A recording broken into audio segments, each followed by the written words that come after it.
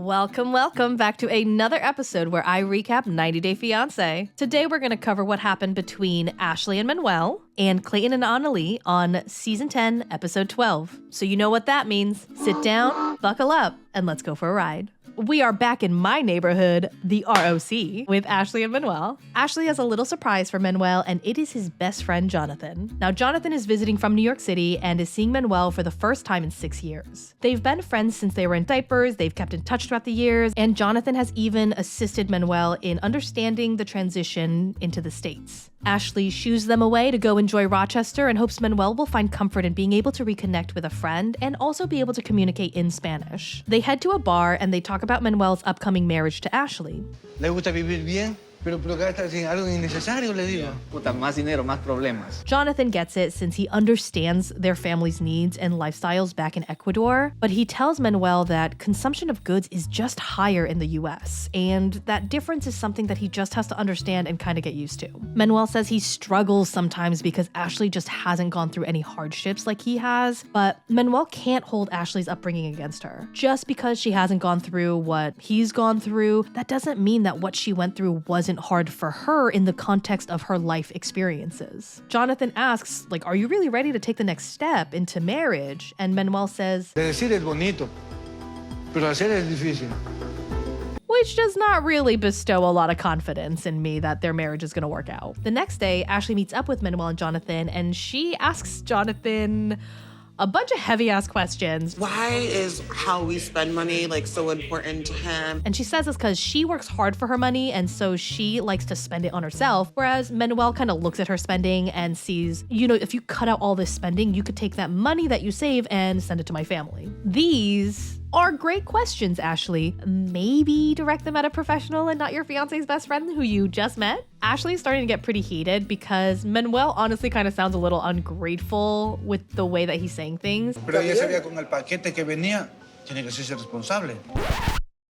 And Ashley says that she's been paying for everything on her own. Her bills, her utilities, flying him out here, the monies that they've sent to his family, the upcoming wedding, that's all coming out of her own pocket. And Manuel kind of scoffs and he's like, God, I want to send her to Ecuador with $200 and see how long she lasts. Which I think is kind of unfair. I would be really hurt if I was Ashley. To say that he doesn't feel supported by her is really shitty.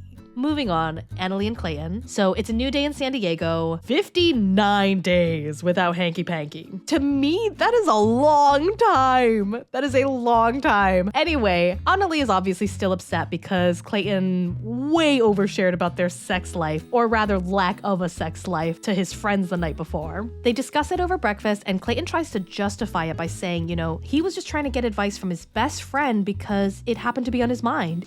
Soy persona que habla de lo que está en mi mente.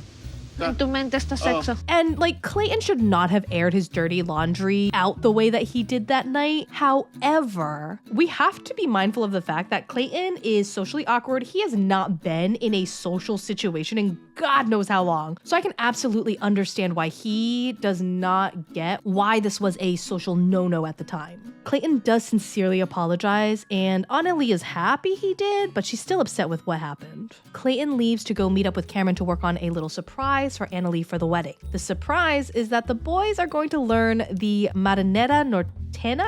Marinera... this is so hard. Marinera Nortena. The national dance of Peru, which I think this is such a sweet thing to do. I am such a sucker for this kind of stuff, people doing special things that involve their partner's culture. That and people from the military coming home to their dogs. Those are the things that really punch me in the throat of my heart, They start learning the dance and Clayton is terrible. But A+ for effort. Clayton and his best friend sit down to have a heart-to-heart about what happened the night before. Cameron says that there seem to be a lot of things going on, the fact that they haven't had sex in a while, that she hasn't told his father about him. And Cameron pretty much shoots it straight and tells him that he thinks that these are all happening because Anali has uncertainties about Clayton. And I couldn't agree more. I mean, if I was dating someone and I did not tell my family about him, I can only think it would be because like they wouldn't approve of him, or there's something about him that I'm ashamed of. Like, I don't know, maybe he has a tattoo on his forehead that says like Santa's little slut or something, you know? Clayton comes home and fires up the grill to make Anali a special dinner. Clayton says that he wants to talk to her about the issue with her dad, and holy crap, Anali's eyes immediately go dead. Like, tell God the bitch is back, Jekyll and Hyde personality switch. Cameron is like, why are you looking at me with those crazy eyes? And Anali is like, I thought you understood that we don't have to talk about this. Clayton goes on to say that Anali is always pushing this off, saying that she will, but she won't because she hasn't. And Anali's like, do you really want to ruin my dinner right now? And Clayton says, we're about to get married. In a year, is he still not gonna know? Un año más, ya no sabe. Quizás muere antes de que sepa. And Anali is like, are you wishing for my father's death? And I'm like, girl, in what world can that be interpreted as him wishing for your father to die? She goes on to say that she will do it, and Clayton is like, it's been 2 years already. And Anali's like, ugh, I'm not even hungry anymore, you ruined my appetite. Anali goes on to tell us that her father is funny and happy, but incredibly overprotective. Sobrepiensa las cosas y tenerme lejos, si es así estando ahí, es el triple. I don't know if she's talking about like maybe she's dated people in the past and he has not reacted very well to it, and so she's like nervous about that because now she's about to tell him like, oh, we're not dating, we're actually getting married, haha, surprise. Clayton is understandably confused as to why she's crying so hard about just having to tell her father about him. And You know, it makes me wonder if there's something else going on. Is she in danger? She seems scared.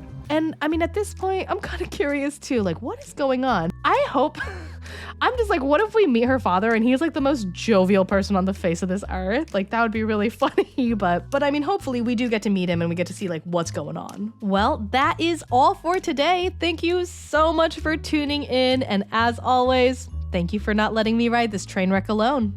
Bye.